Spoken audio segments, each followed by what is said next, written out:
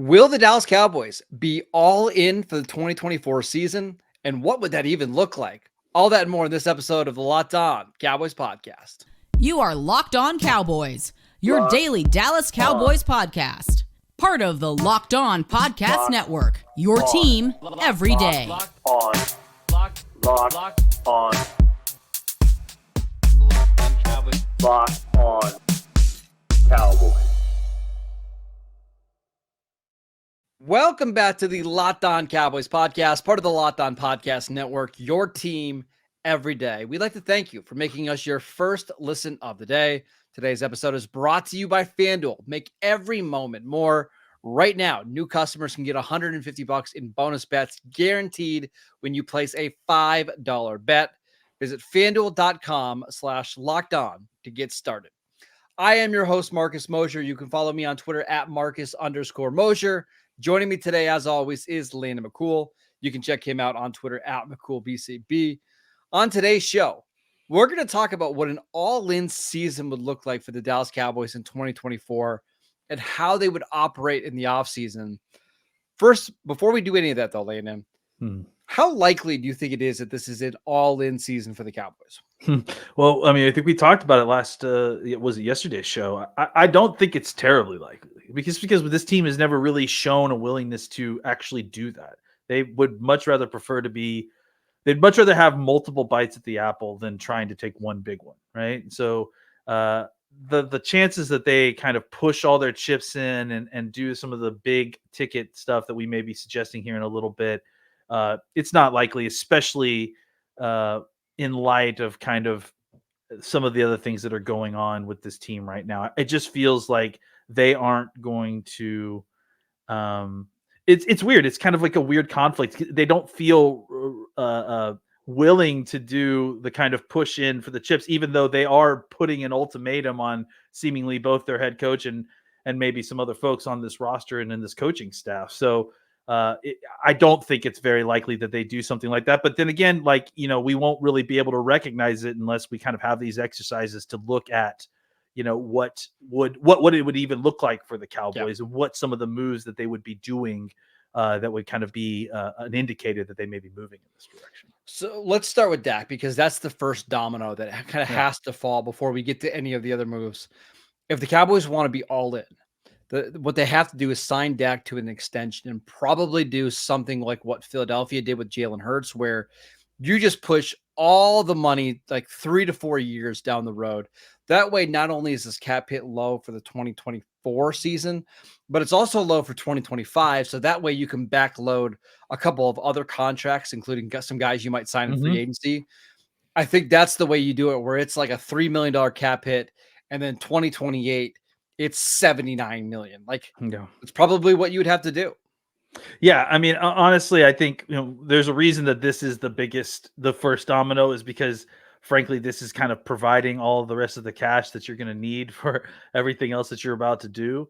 And yeah, if you're trying to go all in for this season, you need to push all those big hits to another year, right? And through void years or through just the structure of the payments, you need to make sure that you get all of that quarterback money someplace else, because you're going to have a lot of money that you're going to need to spend at other positions in order to kind of really load up.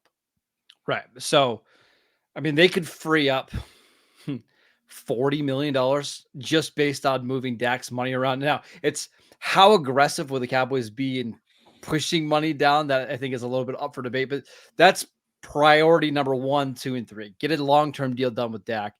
And then from there, I think you look at players like CeeDee Lamb, who's going to be playing as of right now in the 5th-year option. Keep his cap number low, sign him to a contract extension, free up $10 million more that way. I think you do a lot of those type of moves to try to give you as much flexibility this year, next year as possible. Yeah, I mean, you kind of need to reduce the guys that that you want to keep that are either on contract deals that are high price tags for that season, or that you are needing to extend, but you don't want to necessarily have to pay a bunch of money up front.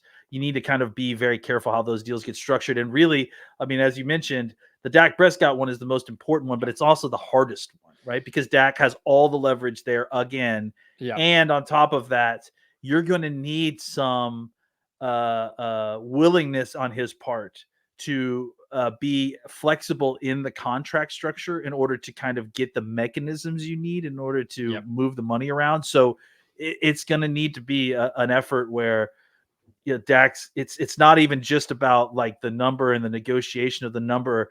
There's going to be a negotiation. And I think this is a big part of the last Dak contract negotiation as well, is the structure is very, very important for both sides and for different reasons. And so they're going to have to kind of sort that out and figure out and find common ground that will allow the Cowboys the flexibility they need to kind of push money around in order to get the free agents that they need. And then I think you look at like restructuring some deals. You can restructure Zach Martin and save $12.5 million.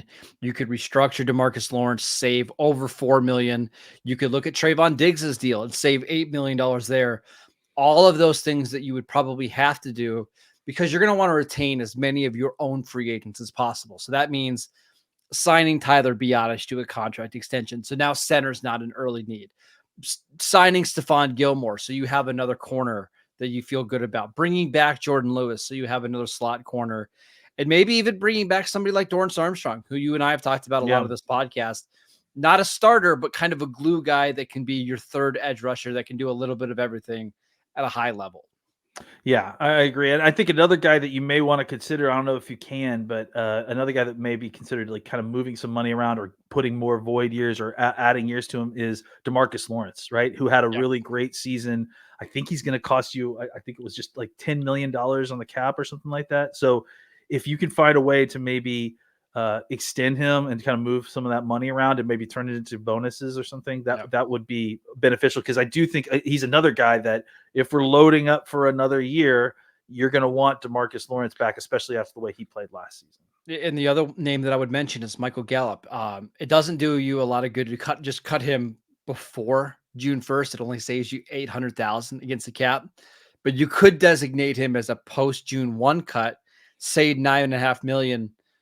And frankly, that might just be better to do that anyways, regardless if you're going to go all in or if you're going to tear this thing down. I can't see the Cowboys being interested in keeping him at anywhere near the number, 13.8 million is what he's scheduled to make right now.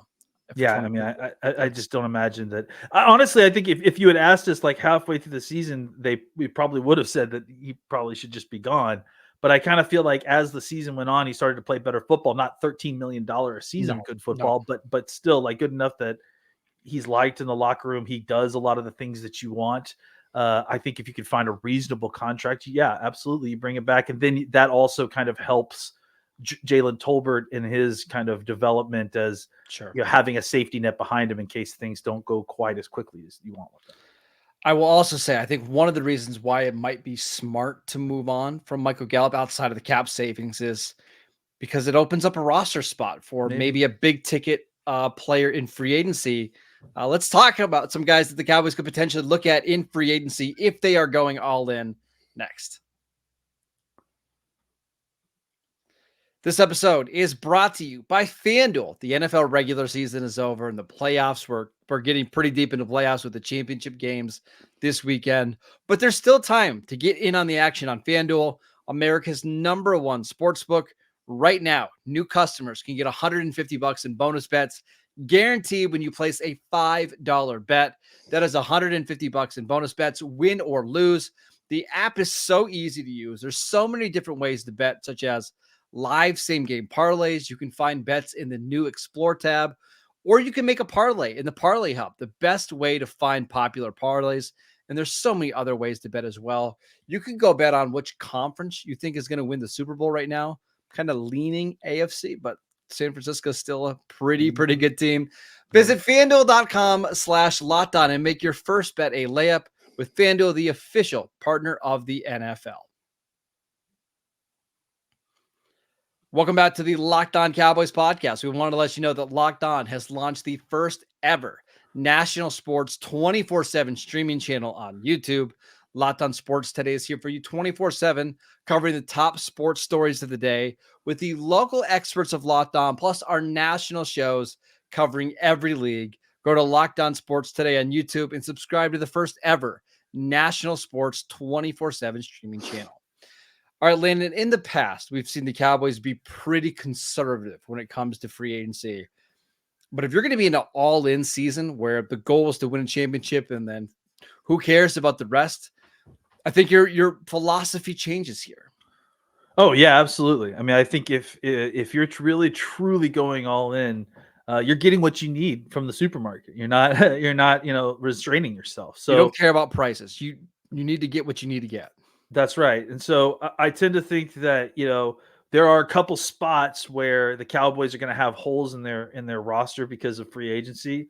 And I think normally we would look to talk about re-signing these guys, right? And so maybe the difference here would be, as opposed to re-signing a Tony Pollard, you talk about signing a Derrick Henry or a Josh Jacobs or a guy that you feel like may be a step up, right, from Pollard. So that's just an example. I think there's several of these, right, that you could go down the line and say, well, yes, there's opportunity. We have like something like 12 or 15, free agents. I think the Cowboys in a normal season would try to re-sign 10 of those, right? But maybe what happens in this kind of all-in year is that you re-sign 5 of them and you try to find 5 upgrades in free agents, right? With high-end players. So I think for me, the running back position, even though it was just an example, I think it's the easiest pickings, right? Like the running back free agent market going into this next season is going to be very good. It's going to be a buyer's market for sure. So I think there's an opportunity to go out and get maybe someone like the guys I mentioned, or a Saquon Barkley, or I'm trying to remember who else is on the list. But Josh Jacobs, Saquon Barkley, Tony Pollard, Austin Eckler, Zach Moss, Antonio Gibson. I mean, there's a lot of quality. And any kind of combination of those guys, sure, too. It's like you definitely don't have to be beholden to just thinking that you need to get a one guy to be your running back. And maybe you still like Rico enough that you want to continually mix him in as like your 50-50 guy with one of these free agents. Maybe that's the case. So there are lots of options, but I think the main difference between an all-in season versus what we have seen previously is, as opposed to just working on trying to re-sign your own guys, they're working on looking at the landscape overall and maybe taking a little bit more risk on a guy that they feel like could be a level or two higher than the free agent that they're replacing. And I'm going to look at a different position. I'm looking at wide receiver. If you are all in, you're looking for somebody else that can come in and help make this offense more dynamic. The Cowboys were very fortunate last year that CeeDee Lamb did not miss a game. But there's going to be a time where he's just not available for a couple of weeks at a time, and you've got to have the receivers to get through that stretch. Brandon Cooks, love to have him back, but I mean, he's getting this is going to be year 10 for Brandon Cooks coming up. I don't think he should even be, full-time number 2 receiver moving forward. Jalen Tolbert we like, but he's more of a depth piece. If you wanted to go out and get, I'm going to give you a couple names.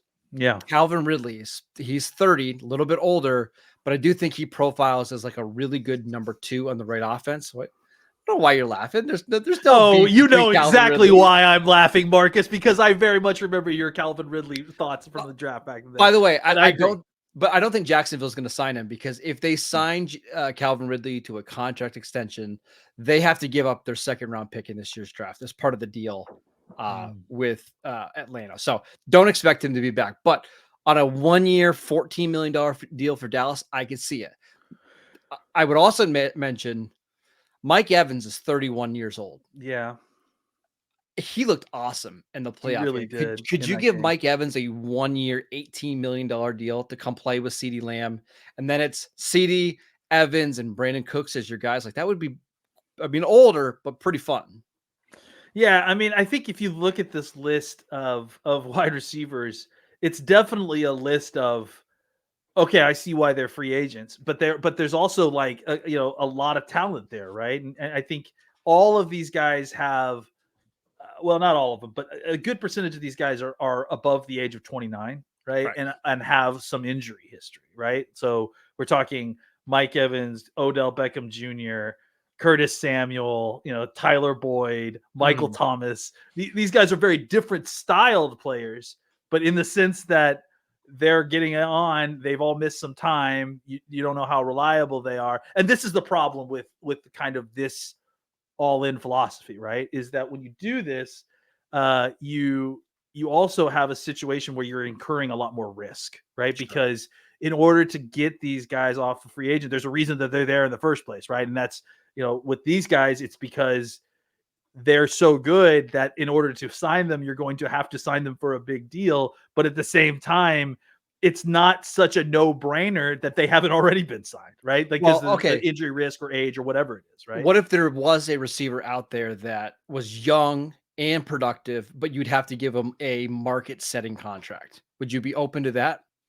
I think it's tough, right? I think you can do it because you're also going to have to be paying CeeDee Lamb a market-setting contract. I know. So I think you could do it. But I think it's also going to limit your ability to kind of go all in some of the other areas, I would imagine. I think it also depends on exactly how everything gets lined up in the contract. Because there is a receiver that is going to hit free agency that's 24 years old, that's expected to get $25 million a year. And you could give this player a lot of money and it would instantly make your offense better. But you do wonder, like, how much is that going to eat into CeeDee Lamb's deal, Micah Parsons' deal, or your flexibility down the road? T. Higgins would be a lot of fun. And that is an all-in move that you can make. If you're just trying to get the best roster possible to win, you have him have a really low cap hit, and then you figure it out later. I think that's the type of move that we've seen. Like the Chiefs did this with Sammy Watkins a couple of years ago. The Rams did it with Allen Robinson, right? You just give these guys a lot of money and you figure it out later. It's just one of those options you have available if this is your philosophy. Yeah, and again, risk versus reward there. He is an incredible receiver, and I think he would fit what the Cowboys are trying to do. Kind of in the mix with everything else. You worry a little bit about some of the injury stuff. Mm-hmm. You worry about how the fit would be just immediately. But I think that again, those are risks that you're already willing to look past because of what you're doing, right? What you're doing is going all in. So you're taking all the risk. So I absolutely love it, but you're right. It's going to be, extremely tight underneath that cap with a CeeDee contract, a Dak contract. You got to think about Micah Parsons this year. See, I almost think the T. Higgins idea makes more sense if you don't touch Dak's contract. Like basically the thinking is we're going to sign these receivers to big deals. Yeah. Knowing that we're going to have a rookie quarterback in 2025 and beyond. I agree. And see, listen, that's why I don't think it should be an assumption that the Cowboys should try to look for this exercise, for the all-in exercise. They absolutely have to re-sign Dak. I mean, just because they need the money in order to do the exercise that we're talking about. But as a general exercise, I don't think it's the worst idea not to re-sign Dak if you're interested in potentially shaking this thing up beyond this year. So because then you could suddenly afford the two receivers. It's no big deal, right? Yeah. If you're planning on drafting a quarterback in 2025 or rolling with Trey Lance on a somewhat low deal, you could do that. But it's really hard to pay Dak market value, CD market value, Trayvon Diggs market value, Micah Parsons. I mean, all of these guys, Parsons. Right? It's just you're probably not going to be able to do it. But if the goal is to be all in this year, why not? Yeah. And again, this is kind of also why it's hard to go all in on this is because you already have all these deals, a lot of them in place, right? Yeah. So kind of shifting gears and changing the plan midway it's not ideal. It's certainly, you're not going to get the best squeeze out of the juice. All right. So what would the draft look like for the Dallas Cowboys if they use this all-in strategy for the 2024 season? We will get to that next. This episode is brought to you by Gametime. Gametime is the fastest and the easiest way to buy tickets for all the sports, music, comedy, and theater events near you. And right now, all users get $100 off when you buy a big game ticket with code VEGAS100 with killer last-minute deals, all-in prices, views from your seat, and their best price guarantee. Gametime takes the guesswork out of buying tickets. Gametime is the only ticketing app that gives you complete peace of mind with your purchase. See the view from your seat before you buy so you know exactly what to expect when you arrive. All-in prices show your total upfront so you know that you're getting a great deal before you check out. Buy tickets in seconds with just 2 taps. Take the guesswork out of buying tickets with Gametime. Right now, all Gametime users get $100 off a big game ticket with code VEGAS100. Terms apply. Again, just download the Gametime app. use code Vegas100, all one word, for $100 off a big game ticket. Or if you're not going to the game, use code LOCKEDON for $20 off your first purchase. Download Gametime today. Last minute tickets, lowest price guaranteed. Welcome back to the Locked On Cowboys podcast. On tomorrow's show, we're doing the flip side of this podcast. We're going to talk about what it means to rebuild and tear this team down, kind of to the studs. What would that look like? What would the Cowboys do with Dak? How would the draft look? So be sure to tune in for that. Landon, let's talk about the draft for this version of the team. How would things change if this Cowboys team is all in?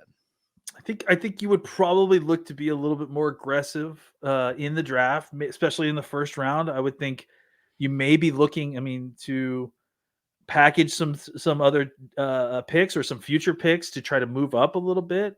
I would assume that if they were to do something like that, it would be for some sort of playmaker that could, that would be able to obviously immediately help the team. I'm thinking of a Brian Thomas Jr. You could probably get up and get I don't think you could go get like someone like Brock Bowers or someone like that, or Rome Adunes. Those guys are all maybe you trade up and you get a Jared Verse, the edge rusher from Florida State, who is pretty pro ready. You go up and try to make a move like that. Yeah, and I think what you do is, I don't know that it would be a tackle. Look, we've only kind of barely scratched the surface on our draft stuff, but I think that it would be tough to take a tackle because the depth is very, very good. So it's a good tackle class. Trade up to go get a tackle seems not necessary. But if you want a playmaker at wide receiver, or look at Brock Bowers as a tight end, I think those are guys that you could potentially be looking to trade up to go get, just to kind of take that offense to the next level, right? I also think really quickly, I saw today the Cowboys are expected to get a 5th and a 6th round comp pick. You probably just start to flip those for veterans on 1-year deals, right? Day 3, we're going to use those picks to go out and get more veterans. We'll use undrafted free agency to kind of fill in the back 9 spots of our roster. But if we can get 1 or 2 rotational guys on defense with these picks, and we're going to rent them for a year, that's what we're going to do. If we, exactly. We look for the other teams that are doing the exercise that we are doing tomorrow, and the guys that are looking to salary dump some of their veterans, right? And then you look to trade low round picks for those guys. Yeah, absolutely that. And then again, like I said, I think if in another year where there might be a better running back class, I think you may consider drafting a running back in the 2nd or 1st round, right? Because you're drafting at the bottom of each round. That is a good way to kind of, especially in an all-in year, this is the kind of thing you were doing. That drafting a running back is not a long-term proposition, right? Yeah. As we've all been talking about. I think it's okay to draft a running back if the idea is we're going all in here. If you think that it's going to take you over the top, and if you think he's going to be elite right away, because the money makes sense at that point, right? If he's elite. It doesn't look like this draft has any of that. So that's not going to be as much of an option. So I would imagine that your best bet in an all-in situation, if you're truly going for it, is trying to get up a little bit, see if you can get a difference maker on offense or defense. If not, then it's probably okay to stay where you are, see if you can pick either a starter or a high-end backup on the offensive or defensive lines. That likely will be a positive, this year influence as well. What you probably wouldn't see them do is take guys that traditionally need a little bit of time to develop, right? Defensive tackle. They probably would be more likely to try to sign a big name guy in free agency, whether that's Chris Jones, probably not happening, but Justin Matabuke. Maybe you try to go out and get Leonard Williams, who Seattle might not retain, and then use your picks to try to go get. It's not a great linebacker class, but you guys know the point. Go out and get a linebacker that you feel like can come in right away and help you out, rather than someone like that. Exactly. Second round. Maybe second round you take a Trotter or Peyton Wilson. I think that's the general philosophy. It's crazy though, because I think in both scenarios, I don't think the draft changes too much. You're still trying to find the best players. It's how you attack contracts and free agency that's the biggest difference. Yeah, I think it would make more of a difference if if the situation was a little different, right? Like if the draft class was a little different and if your position in the draft was a little different, I think you could be more flexible to make more moves, but you're kind of like handcuffed a little bit just by the fact that some of those positions that you would want to go all in on at that pick at 24, they're not really going to be available, and the ones that everything else that you would want to go all in on might be a little bit above where you're able to pick. So that's going to be that would be the interesting thing, is if the Cowboys decided to go with this mentality, how able would they be to actually go up and get what they needed in a situation like that? That would be remain to be seen. We should also mention, we didn't mention Tyron Smith. I would assume an all-in season means bringing back Tyron Smith and probably trying to pay him in 2025 based on how many games he plays in 2024, which is kind of similar what the Cowboys did this year. I mean, which would probably mean you don't have to go out and get an offensive tackle. You don't have to trade up for them. So you spend more assets and resources building up the defense. Yeah. I mean, I think his going rate, if I'm not mistaken, is something like $1 million a game. Like just pay him $1 million for every game he plays. I'm good with that for sure. So, yeah. All right. That is it for today's show. We want to thank you for making Locked On Cowboys your first listen every single day. Go check out our channel on YouTube, Locked On Cowboys over there. Go download the podcast wherever you get your podcasts. We are free and available on all platforms. Make sure you tune in to tomorrow's show when we talk about how the Cowboys can rebuild this thing into a contender. Should be a lot of fun. Follow Landon on Twitter at McCoolBCB. I'm at Marcus_Mosier, and we will see you right back here tomorrow.